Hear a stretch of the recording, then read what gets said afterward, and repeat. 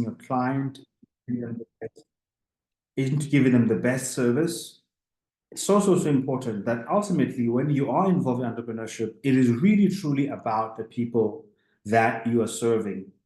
There are so many people, unfortunately, who make entrepreneurship too much about themselves, too much about where I come from, what I've done to get here. You know, those self-made people, and everything is about them. But ultimately, if you want people to buy your product, if you want them to buy your services, if you want them to buy your solutions, it's got to be about them more than it is about you. And I want to show you tonight how you can be able to do that. So and let me try and share the presentation for you so that I can project it here and then we can go through it together. I actually have done a similar type of presentation earlier on.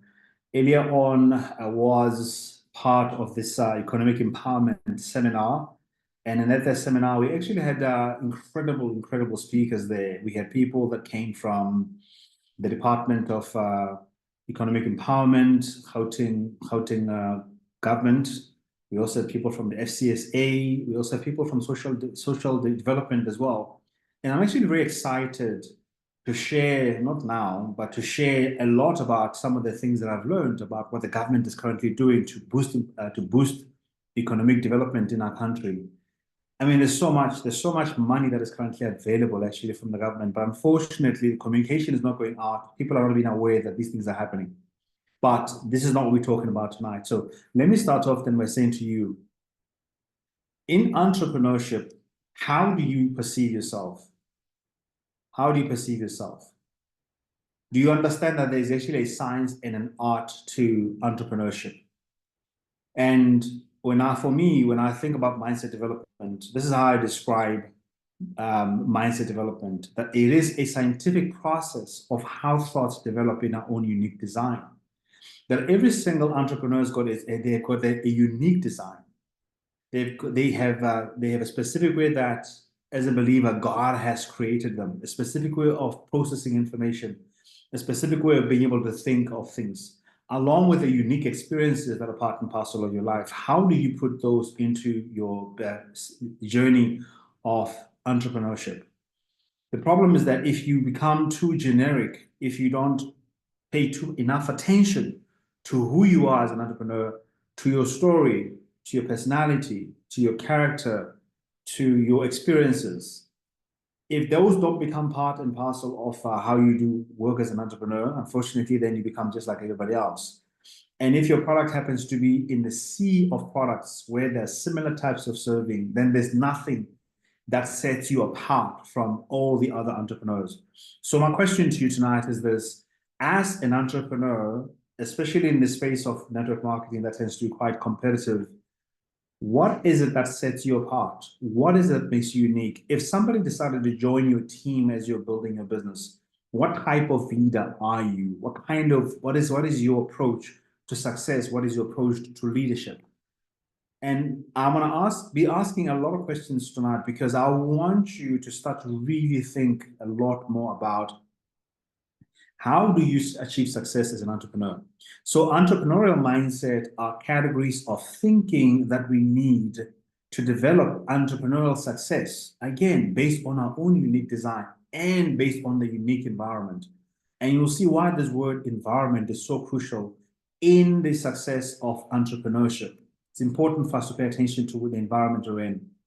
And I want us to think about these 5 starting points when it comes to the success as an entrepreneur. The first thing is that in an environment that you're in, there is a diversity of opportunity, there are diversity of products, there are diversity of offerings. So in terms of your service offering itself or solution offering, do you have diverse products?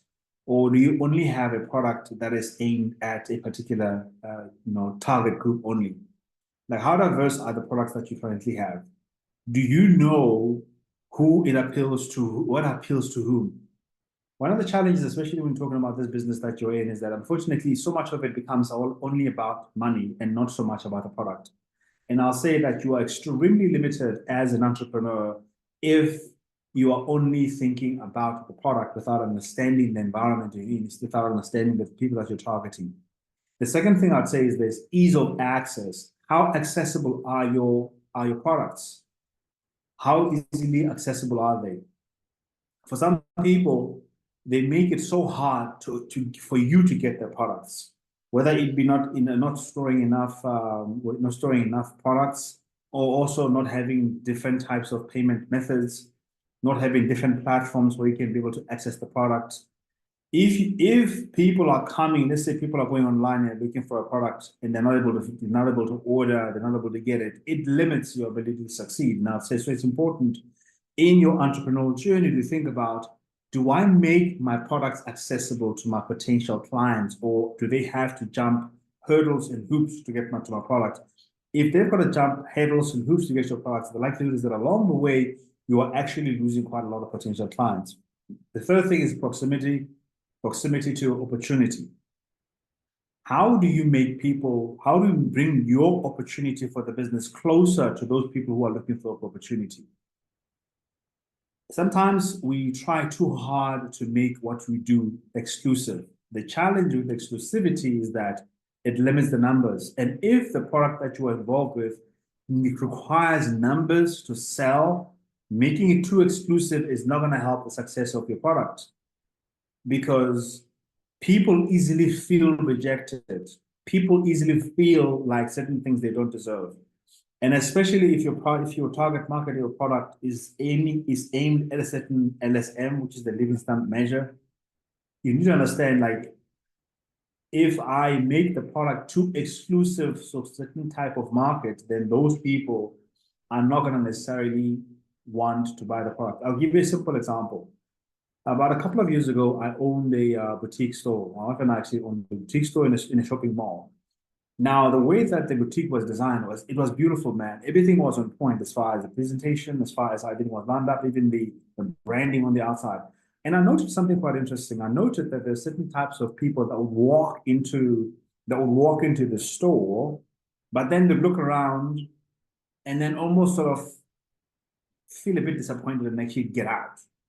And then there'd be those that would come into the store, they would see everything that's in there, and then they get excited and then they buy almost instantly, and then almost leave as fast as they came. But I actually realized, as I was actually paying attention, I realized, okay, the store looked like it was a very exclusive store.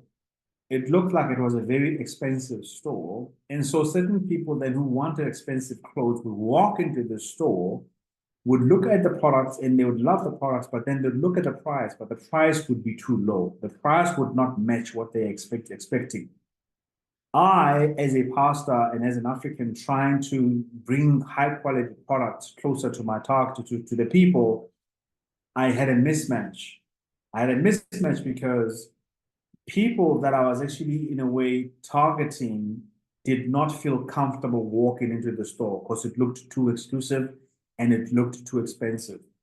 But then those that actually had the confidence to walk into the store because they had the money, they walked into the store expecting a certain type of price, because buying certain type of pricing at a clothing item at a certain amount of it means something to them. It's got nothing to do with what I think they should have, but for them, when they spend 1,000 Rand on the shirt, it means something for them.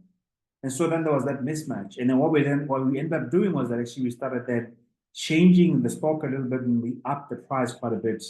And that immediately saw profitability.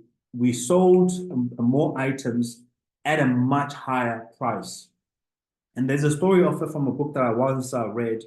The book is called Influence, and the guy's name is Robert Cialdini. And then Robert Cialdini speaks about the same type of concept as well in one of the leading retail stores, where actually they were selling these priced items, I think for something like, I don't know, 30 cents, 30 cents, or $3 US, something like that.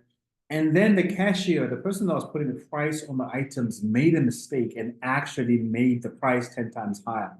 So now instead of it being 30 cents, it became $3. And then all of a sudden, the price that they actually had reduced to 30 cents because it wasn't selling started to move, because the price was a bit higher. This is so important for us to understand, ladies and gentlemen, that it is, again, about understanding your clients. The fourth thing is about the quality of infrastructure. Do build an infrastructure that makes it easier for you to run your marketing, to um, to to help your people to interact with the product. If you are an entrepreneur today, and I don't care what kind of entrepreneur you are, if you don't have some kind of an automated strategic plan on how you're going to get onto social media, how you're going to make people be aware of your product, you are in big trouble. People are moving to buying things online. People like to interact with people online. And then once they like you online, once they see what you're selling online, then they start to buy. And the thing about online in terms of infrastructure, thankfully, you don't have to spend a lot of money anymore to build an expensive website, to build expensive platforms. Social media platforms are very easy for us to use, but I see the mistakes that people make all the time. First of all, understand how social media works. Social media platforms hate it when you put on pure advertisements.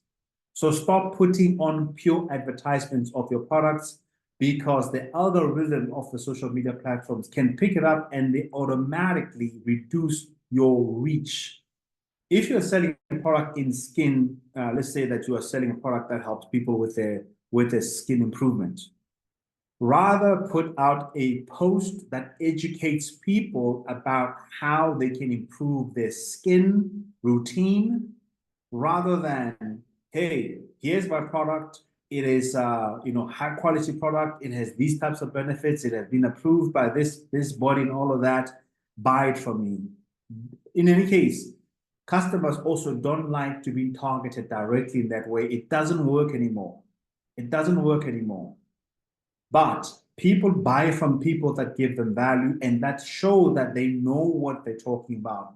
Spend a little bit more time understanding the problems that have led to the production of your product and talk about those problems and then put those problems and the solutions online without necessarily citing your product. I'd say this, I'll give you a simple ratio.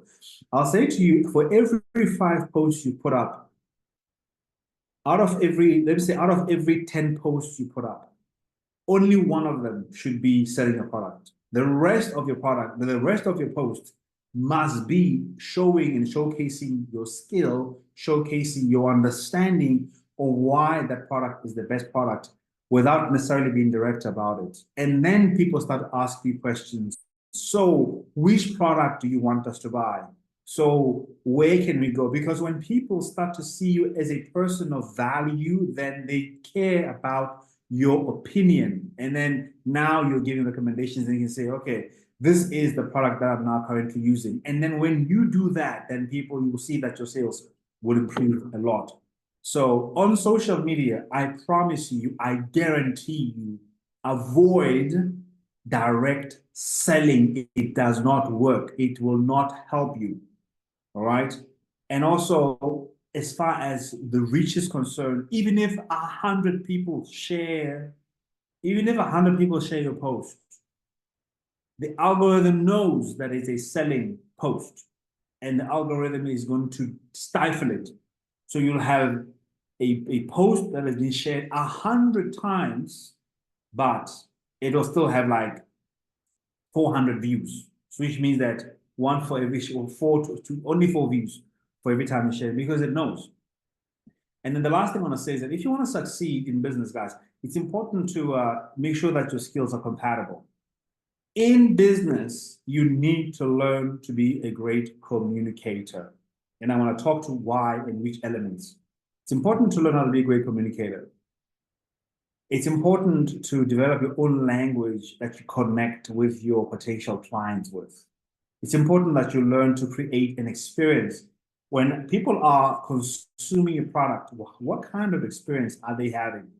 Is it just another person that is selling them something, or is it a particular experience? I mean, for example, right now I've just published a book, and whenever like today, when people are buying the book and I'm having to sign autographs, I try to make that an experience, finding out how they are, having a little laugh, a little bit of teasing over there, taking some photos, and that entire thing becomes an experience more than just it being about, hey, I just sold your book, give me my 180, my 190 and go your way. So are you creating an experience for whoever is buying a product from you? So skills compatibility And a big part of that is communication skills, relationship skills, marketing skills, networking skills. Learn to read the room, especially if you maybe say you're at an event and you can see that people are not into what you're talking about. And I see this a lot, especially with your types of presentations, where the presenter doesn't pay attention, doesn't seem to be aware of what the room is saying. If the people are maybe not as responsive, there's a tendency, for example, where the presenter would actually want to condemn the audience. Hey guys, don't look so bored, get excited. Somebody make some noise. Like, hey, listen, I'm not here to make some noise. I'm here to hear what the heck you're here to talk about. So tell me what you're here to talk about and learn to deal with your own discomfort. And then people, once they see, oh, this person is talking what I want to hear, guess what? When I say to them, somebody make some noise. Oh yeah, and there's like 10 times the amount of noise now. When I say somebody listen, get engaged, get involved in the conversation. Now they get involved. Why? Because they're now interested in what I am talking about. So I strongly recommend you to start badgering people in your presentations to try and get them to get excited, especially at the beginning of your conversation, if they seem to be a little bit despondent. I would rather say, find a way to have a powerful opening. Find a way to have a powerful opening. For example, let's talk about entrepreneurship. So you can start off by saying, do you know that if you want to be a successful entrepreneur, these are the things that you can do? Do you know that only 5% of the people that attend seminars like this, only 5% of them are going to go and do something about it? And of the 5%, only 1% are actually going to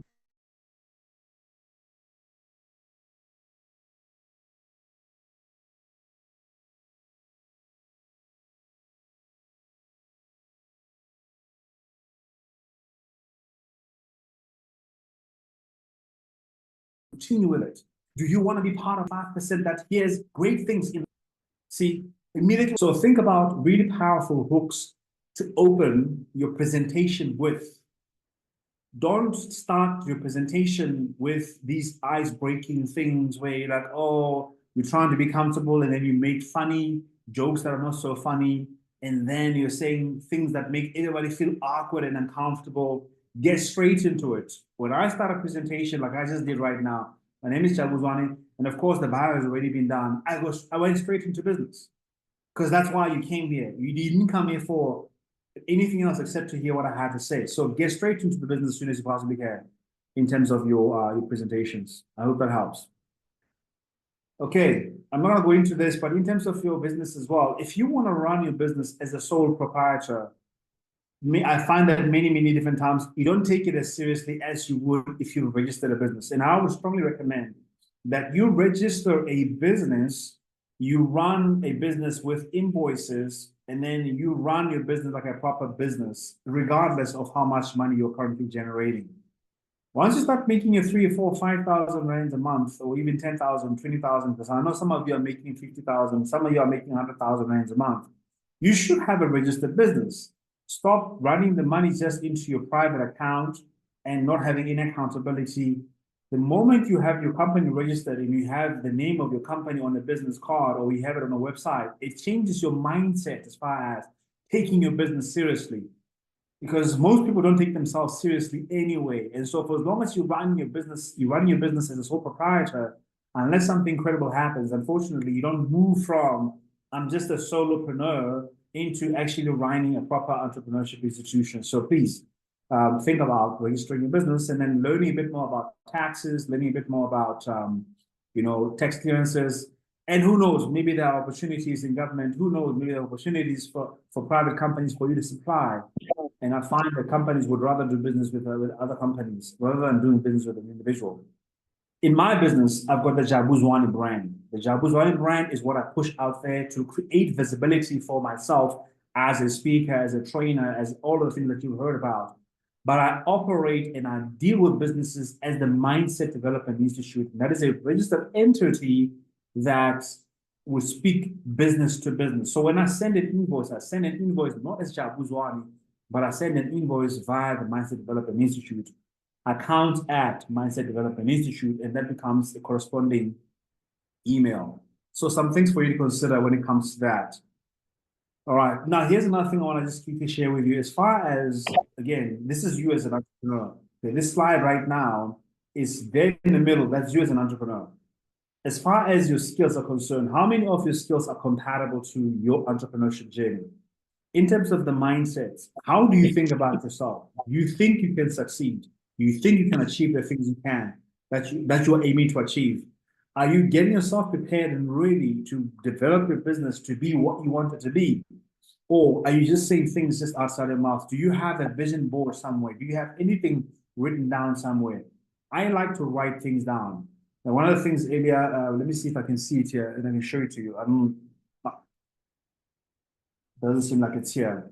But one of the things I was doing earlier on my diary was that I was just writing down pretty much everything that I'm going to get done next year. I'll write it down for the business, for myself, for me as a pastor, and for some of the social activities that I'm involved with, the people that I really connect with, and I keep on writing all of those things down because I know that as somebody that is prone to losing attention, like most entrepreneurs, unfortunately, we tend to have that bit of ADHD. Like we really struggle with concentration. We really just work with what's happening right now, whatever is gratifying right now. We pay attention to that, and then we can forget a lot that needs to get done. So I write down a lot. I write down a lot, and then what I also do is this: when I'm traveling in the car, if I get an idea as an entrepreneur, I always would record it down on my phone. I'll sit down and say, because I'm driving, I'll put the idea into my phone. Most of the social media posts that I do, some of them are pre-planned. If I'm driving and there's a brilliant idea comes to mind, I'll say it into my phone and I'll come back and do it later on. So what is your mindset around preparing yourself and making sure that you're prepared and you're ready for the success that you want to have? In terms of emotional intelligence, what is it? What is your emotional type? What is your emotional type as far as money is concerned? Are you a spontaneous spender? Are you a spender that you call them an ostrich? Ostrich in the sense spender. Ostrich in the sense spender is the one that spends without even looking at the bank account. And some entrepreneurs do that. There are those who are peacock spenders, and peacock spenders are the ones who are trying to portray a certain image of success. They buy expensive clothes. They do all sorts of different things because they're trying to create an impression that says that I'm successful. Those guys who are trying to impress people that don't care about themselves, there's no peacock spenders. And then, of course, there are those that are intentional spenders. And intentional spenders are the people that actually have a plan in terms of their spending. They've got a budget. They know this is how much money I spend on a monthly basis in terms of my business. This is how much money I want to spend on traveling, how much money I'm going to spend on data, how much money I'm going to spend on phone calls. If they have any kind of running pay-per-click ads, especially on Google, this is how much my budget is. And then they know more or less when they've had a good month, and then they can plan for the next month. So, it's like it happens in entrepreneurship all the time. Sometimes you can make hundreds of thousands of rands in 1 month. Sometimes you find that you have 2 months where there's nothing coming through. But if you don't have a plan in terms of working as far as your finances are concerned, you're in trouble. So my question to you is this: are you disciplined with your finances? And if you're not, why are you not disciplined? What is it? What are your spending habits? As an entrepreneur, you have to self-manage all the time. That's why I put this slide over here. You got to manage your mindsets. You got to manage personality. You got to manage your character. You got to understand the different life stages where you're at. A single person runs entrepreneurship differently from a married person. And a married person with kids runs a business differently from a married person that doesn't have any kids. And then also in terms of the ages, an older person runs a business differently from the person that is much older that is running business because of their different life stages. Now, you need to be able to distinguish between the way that I'm running my business Is it really how I should be running the business, or does it have anything to do with my life stage? How much impact? For example, young people have got a very unrealistic perception of time. They think they've got more time than they do, and therefore they can tend to delay because they're thinking I've got time. Whereas an older person would look back in time and think, my goodness, time can fly so high, and then they can tend to then drive themselves on serious on emergency. So I'm saying to you right now, some of the principles and ideas you've got around entrepreneurship, how much of them are actually practical, are actually going to lead to the success of your business, and how much of them are actually driven by what you are going through, by your own lack of money, by your own life stage, by your own lack of knowledge, by even your desperation and your desire to succeed. How much of them are driven by that? And how much of them are driven actually by actual data, actual skills, actual research, actual goals that you're trying to achieve? There are way too many of us that are running business just on an idea that is poorly developed, doesn't have enough information, and they're running the business. And they get lucky, they get a good deal, but then they don't even know why they spend 6 months without selling one thing. That is because, my friend, you don't have a plan. That is because you're probably just driven by the desire and the excitement of being in business. There is a point where you're going to take this slide I've showed to you now and say, what do I really have to succeed and what do I need? If you don't know what you've got, you don't know what you need. And if you don't know what you need, the likelihood is that you're going to be wasting a lot of energy, a lot of capital, a lot of time, a lot of effort doing things that you should not be doing for a business. In today's age, it's highly competitive and you cannot afford to lose your capital, can't afford to lose your time, you can't afford to lose your effort. And that is why you're going to be very specific in terms of what you're going to be spending your time on. I'm going to move on from that. So there are three things that I want you to think about that you need to build. First of all, build your abilities. Okay. In terms of your business that you're currently running, how are you building your team? What skills are you giving your team? Do you only push, and then rah, let's get excited about this, but you're not giving them anything? If you've come across anything that is helpful for your business, do you share that with your team? Do you have a plan in terms of supporting your team with skills development? In terms of even telling them about certain infrastructure that can help them? Like for me, in terms of my team, everything that I do in my business, they know. They know which platforms I use. They know which apps I'm using. In certain instances, they've got multiple licenses. I give them access to the multiple licenses so they can be able to have the infrastructure, whatever extra resources that I have. If I find and I come across any information that can be helpful to my team, then my team are the first people that I let them know. And I find this is a very sad reality, especially in your type of business, where even if the person has a team, they're not going to share with their team what they know. Like, how helpful is that? How is that going to help you go forward as a business? How are you competing with your team members and you are the team leader? Like, that's not very helpful. So part of building your ability, because it's about also part of building your capacity, is building your staff. Building your staff and leading them correctly, making things as easy as possible for them to do what they're supposed to do, providing training where it is possible. You know, again, sometimes in terms of training, you don't always have to wait like it happened right now, where the company brings someone like me that they pay to come and train you. You can do that. You can literally right now go online. Let's say you come across YouTube, and then you find this person that speaks about effective communication. And you find that this person has got about 2 or 3 or even 4 videos on effective communication. How about you and your team actually decide to block some time to go through the training together? It's a free training. How about you go together? How about you write down notes? How about you allow them to then to have a discussion And then you guys come up with your own plans in terms of how are you going to implement the lessons that you've learned, right? Even right now, after you've heard everything that I've said right now, I would strongly recommend that for those of you that are taking down notes, and if this is being recorded, sit down with the video and start to think about how do you build your capacity? How do you build the infrastructure? How do you build your resources as far as staff, capital, and time?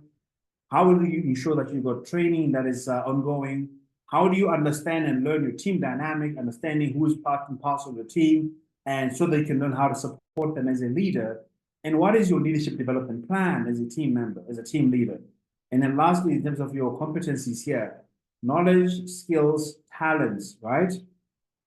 Competence in terms of your marketing and your sales. Again, if you go online, there are lessons in how you can learn how to become a salesperson, how you become a better salesperson. What are some of the marketing techniques? I've told you now in terms of social media that social media posts that are selling directly don't do very well. Other social media posts that don't do very well are branded social media posts, by the way, in case you didn't know. And a branded social media post is a post that has your logo. Those social media posts that have logos, social media posts that have stock pictures, in other words, pictures that you copied somewhere on the internet and you put your logo on there, don't do very well. Pictures that do very well are pure pictures that you've taken with your phone because they're seen as genuine, authentic content. So you would rather, instead of going online all the time, taking stock pictures, have your phone around where you see something that looks like a very nice business picture. Take it with your phone. Maybe you're traveling in Santon, you're seeing those beautiful buildings. Take the picture with your phone. Maybe you're in a mall somewhere, you see something that with the phones inside a cell phone shop. Take those genuine pictures because those genuine pictures will be seen as original content, and social media platforms prefer those than they prefer the ones that are stock images. For this presentation, these are stock images. These are pictures that you don't want to use for social media. That's why you see sometimes on my social media profiles, a lot of times you see, even when I do put an image that has my brand, I'll put my face on there. Or I'll put a picture of me doing work next to that one. Because I know the algorithm will pick up on the original content, even though it may be strained because of the stock image, but at least I've got a better chance. And by the way, social media AI can pick up if you've generated your content purely on AI. All right. And I know for some of us, English is a bit of a challenge, and AI is making our lives a lot more easier. I would strongly recommend that even if you have asked AI to write a post for you, that you edit it and then you add a little bit of a human touch to that and then put that onto your social media posts. That's very, very helpful. If you don't do that, the algorithm is going to catch you. The other thing that I've said again, in terms of marketing, in terms of the people that I target market, all right, here are the stats. 42% of entrepreneurs identify their market through psychographic variables, such as attitude, ladies and gentlemen, belief systems. What do your people that you are selling to believe? Do they believe who Jesu Arti, who Brother Enigma? Right? Do they believe in the mystery? Because if they're very mysterious, and then you're selling them a product that is not very easy to understand, and they're afraid of demons, and they're afraid of the devil, and then you're coming with this supernatural product that has all of these mysterious things, and then maybe they're not the right target market for you.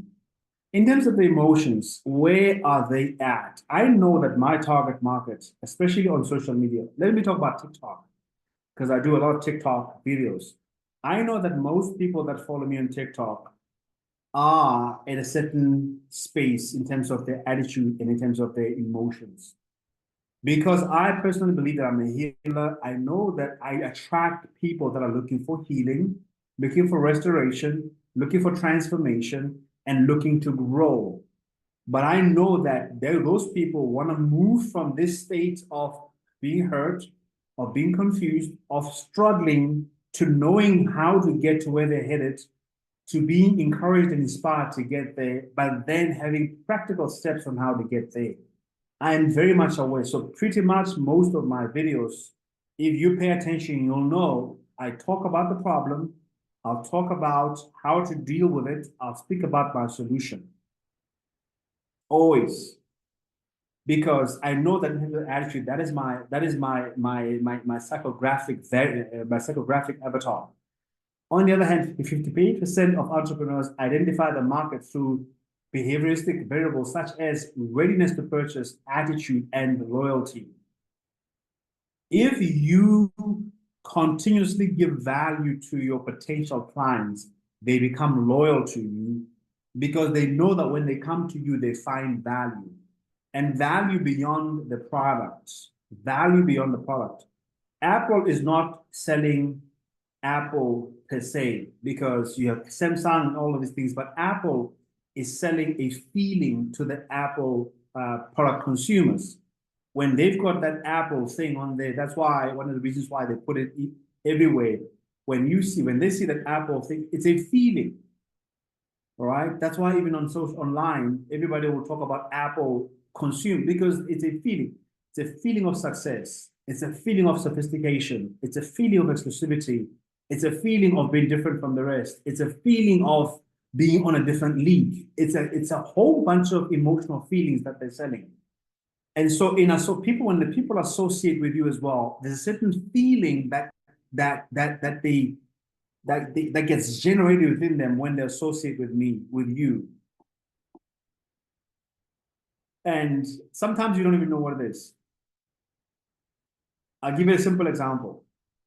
A couple of times I've had this, and I'm kind of managing it now as an entrepreneur. I remember I was talking to one of these clients, potential clients from the US. I saw your stuff online, and I think that I want to find out about whether you can do executive coaching for me. I talked to them. Please send me your price and tell me what you got, and then I like what you're talking about, and I send it to them, and then I have a conversation with them, and they say to me, "Oh, is that all you're charging?" The person says to me, "Is that all you're charging?" You see, there's a problem. I created an Apple brand online, but I'm still charging Siemens prices. I'm still charging that, is it the Vivo? I'm still charging the nameless brand prices. And I heard this so many different times until I sat down with my coach. Because even though I'm an executive coach, I have a coach. I'm like, "Coach, I've seen something very interesting." And I explained to them, and he says to me, "You see, someone like you, when people come to you to come and buy, they already have decided that they want a product. They already bought you online. But you need to understand exactly what you've sold to them. Number one, don't try to sell them again. Number two, make sure that your price matches the brand that you've built online. Because that is the readiness to purchase. So you don't want to try to resell a client that is ready to buy. If you try to resell somebody that's ready to buy, you're probably going to screw up that. You're probably going to screw up that sale. Because there's some people, for example, that can talk themselves out of a sale. They talk so much when the client is already bought, they're still going on yaki, instead of like, you listen, okay, I'm so glad that you think that way and you love the product. Now, let me explain to you what the next steps are. What I need from you is this and that and that. And once you're done over there, you're going to go over there to get that done. And once you're done over there, come back here and then the sale is done. But sometimes so many of us can't even believe that we have sold the product.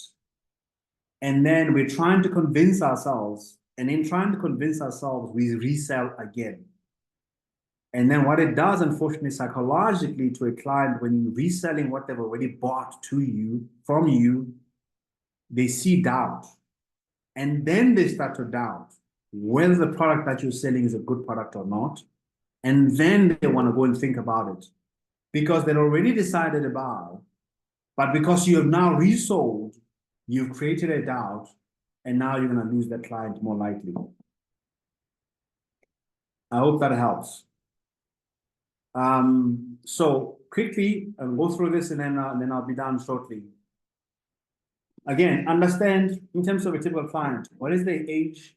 What are the typical genders? What are the typical ethnicities?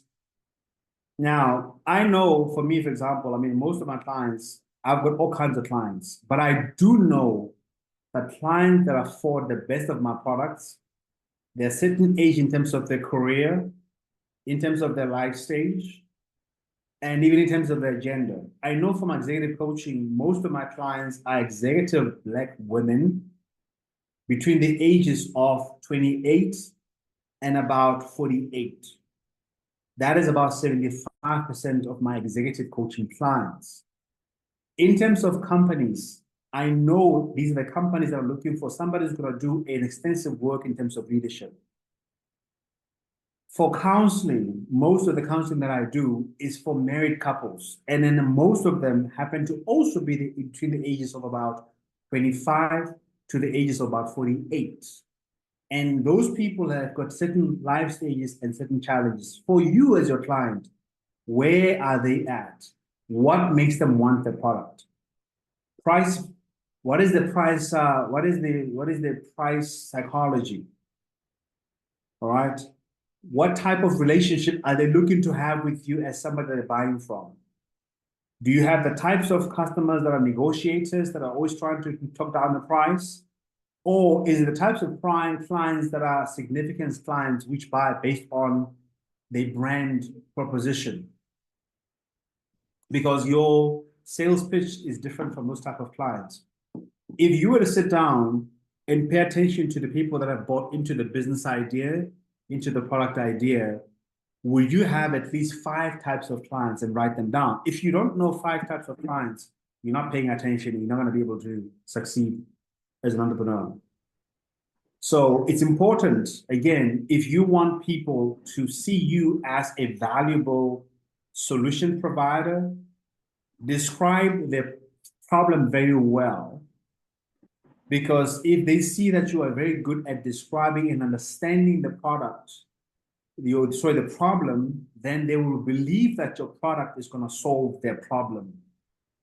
Somebody who does not understand the problems of a client that is looking for their product will always have difficulty selling. Your problem statement must be described very, very well. Number 2, that helps you to identify the client need. Number 3, that helps you to try to marry the client's need to the client value. If I understand the client's need, I can understand what the client's value is, and as far as also how much they're willing to pay. As a salesperson, you are the facilitator of the purchasing process more than you are selling. I make it easy and I help people to learn how to buy my products by explaining to them how they can purchase it, starting with describing the problem, describing the solution, making it easy for them to get the solution, taking them step by step in terms of being able to purchase the solution, and then you close the sale. So be a facilitator of the sales process more than you're pushing the sale. Albert Einstein once said that to raise new questions, new possibilities, to regard old problems from a new angle requires creative imagination and marks real advance in science. And in this, I want to talk about economic conditions, all right? Your offering, is it a new offering? Is it so different that there is no competition for it, which I doubt very much, because there's always competition. And in terms of competition, nobody trusts a salesperson who knocks down competition. No human being trusts a human being who knocks down any other person. If you are a type of person that speaks badly of competitors' problems, I can guarantee you right now that you are creating a high level of mistrust in the client's mind. And they want to see you as a bully. They're going to see you as somebody who's trying to be as them. Learn to not talk badly about competition. You can even know what is great about the competition. And this is what I used to do in sales. It might be so different in this type of environment. But when I was used to sell cars, somebody would come and say, I was looking for Audi, selling new cars. And someone would say to me, I'm looking for a new car, BMW.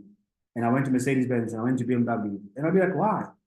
And then they'll tell me the car that they went to see. And I'll sell the car to them. I'll say to them, yeah, you know what, that C-Class is an amazing car. You know, it has this, that, and that, and that. Yeah, it does. And then I'll start doing this. And I'll say to them, did you know that it can, did you do this? Did you do this with the car? And the guy will be like, well, I haven't done it. I'm like, oh, they didn't take you through that. They didn't test you that. You didn't test this feature. You didn't test that feature. They'll be like, no. I'm like, oh, it's a pity.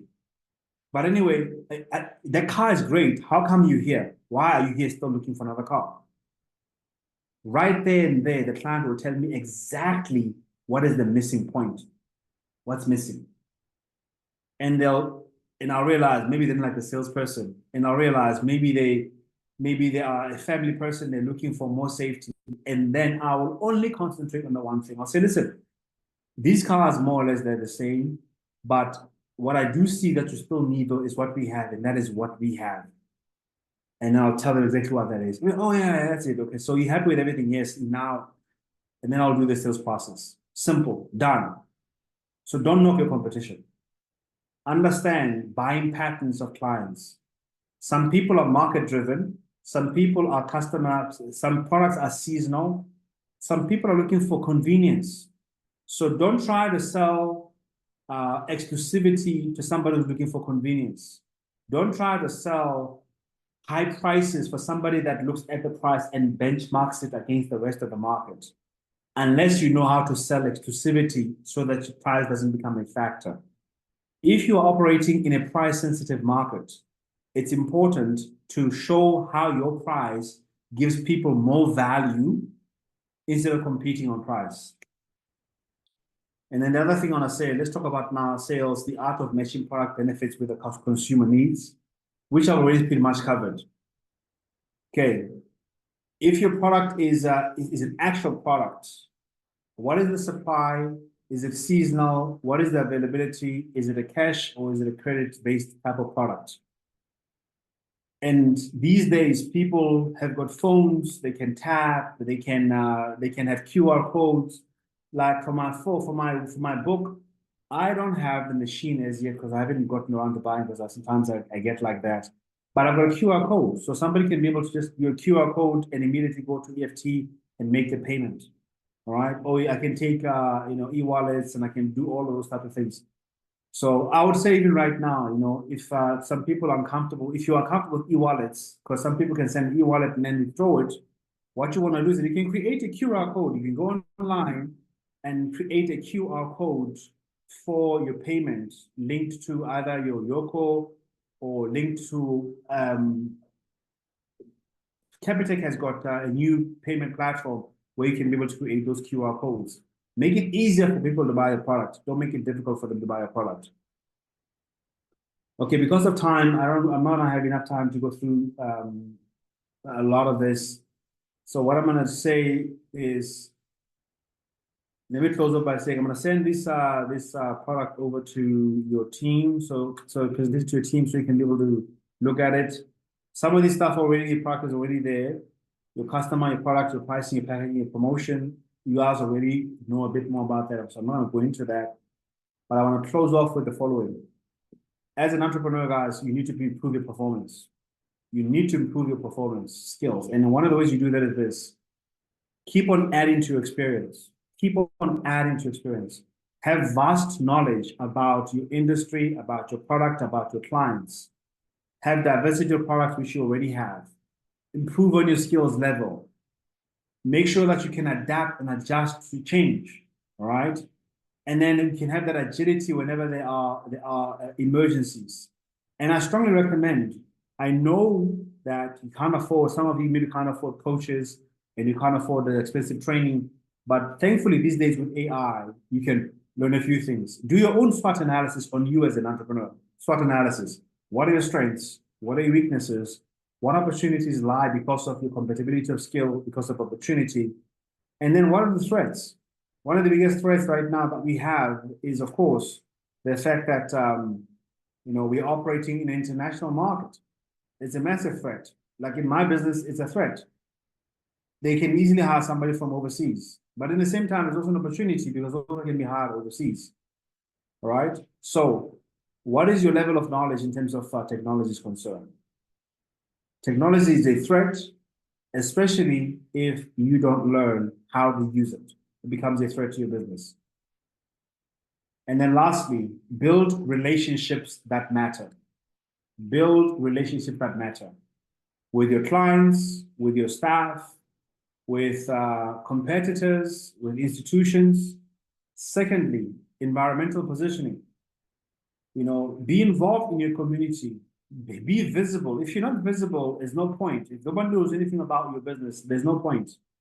Cultural awareness, whatever you're operating in, look, learn cultural sensitivities in terms of where you're operating in.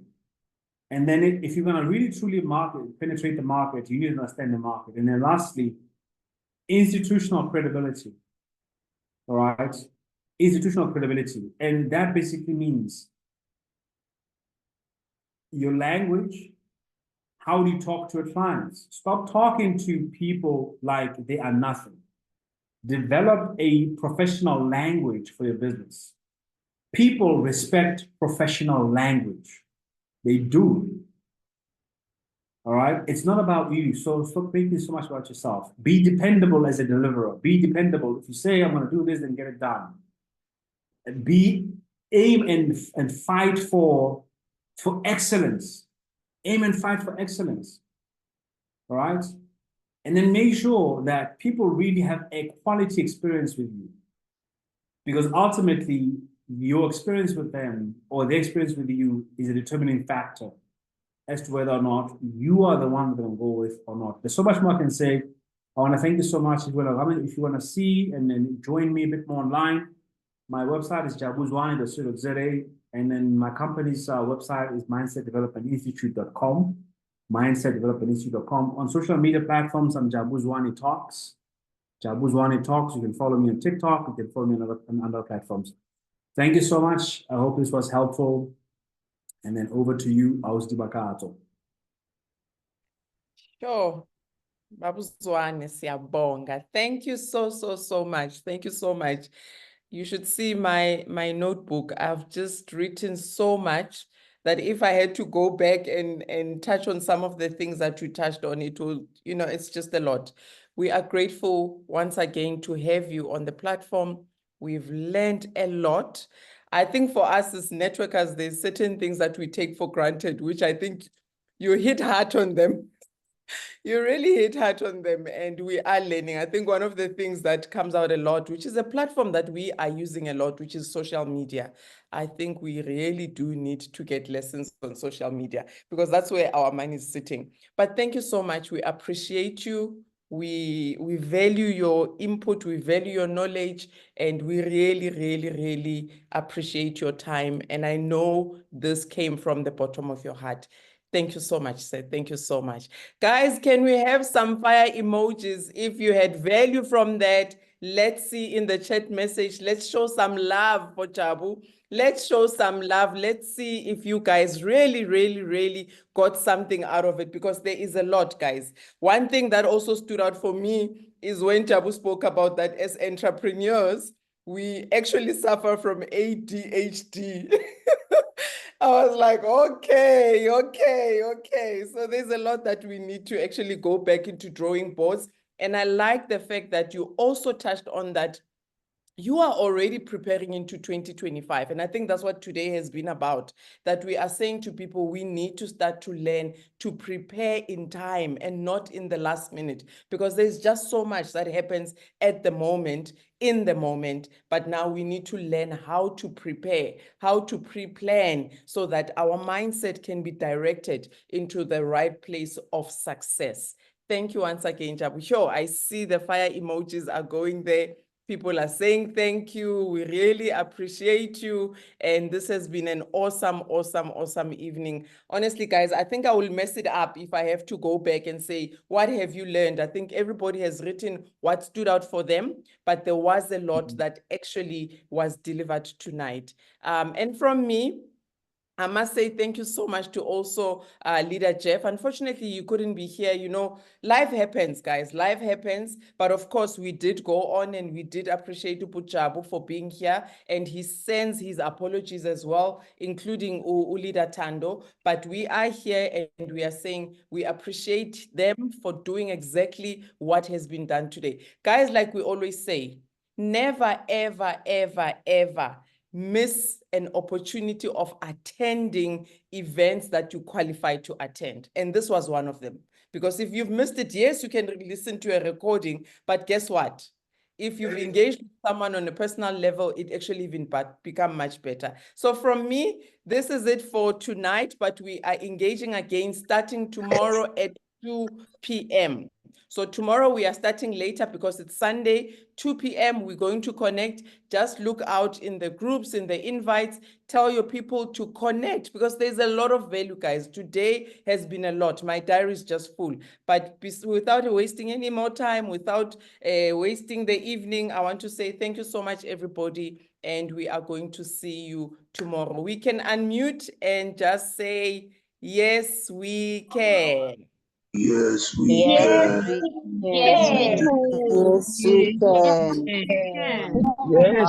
an evening. Thank you so much, guys. Enjoy the rest of your Yes. evening. Shall see you tomorrow. Bell, bell. Thank you so Oh, much. yeah.